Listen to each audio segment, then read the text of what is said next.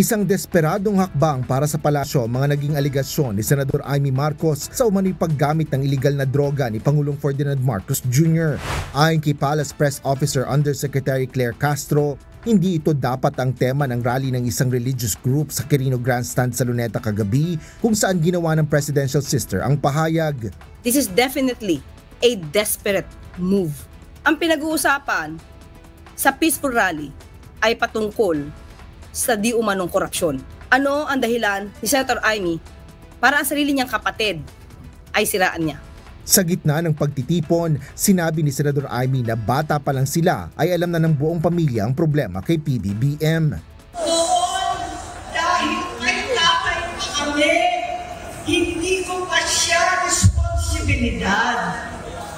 Noong tumatanda, ay mas naging nakakabahala. Patid ko na nagda-drug siya. Kasama na rin pinaratangan ng presidential sister na gumagamit ng droga si First Lady Lisa Marcos at pabangkin na si House Majority Leader Sandro Marcos.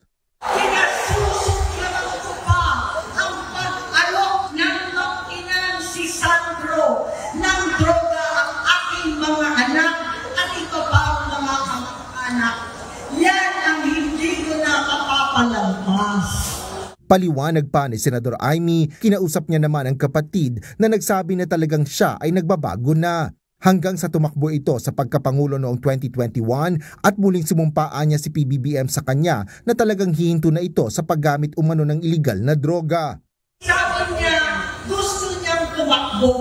Ang sabi ko, tutulong ako sa abot ng aking makakaya. Pinakilala ko si Bobo kay Inday. Naging magkatandem sila. Pagkatapos noon ay biglang hindi na niya ako ulit kilala.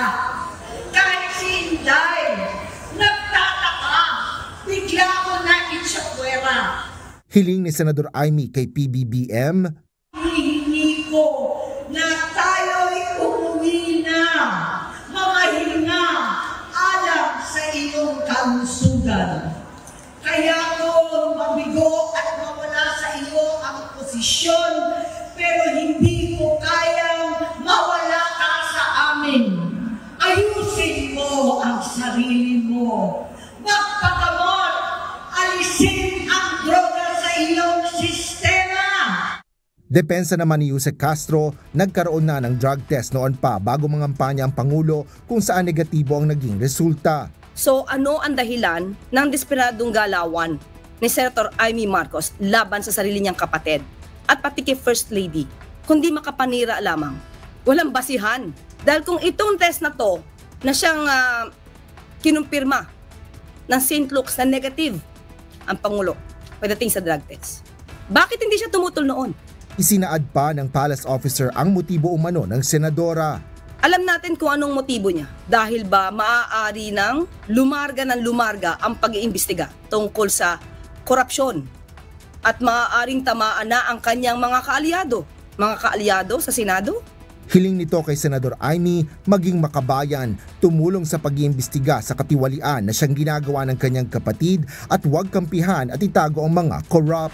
Sa isang pahayag, sinabi naman ni Congressman Sandro Marcos na kasinungalingan at irresponsable ang mga pahayag ng kanyang tita at wala itong magandang idudulot sa bayan. Ayon sa nakababatang Marcos, mismong mga pinsan niya na mga anak ni Senador Amy ang makapagpapatunay na hindi totoo ang mga paratang. Sinabi pa nito na hindi asal ng isang tunay na kapatid ang ginawa ng kanyang tita. Panahon anya ngayon para magtulungan at hindi para magpalaganap ng gulo at destabilisasyon. Asher Cadapan Jr., UNTV News and Rescue. Diyos ang aming sandigan, serbisyo publiko ang aming pinahahalagahan.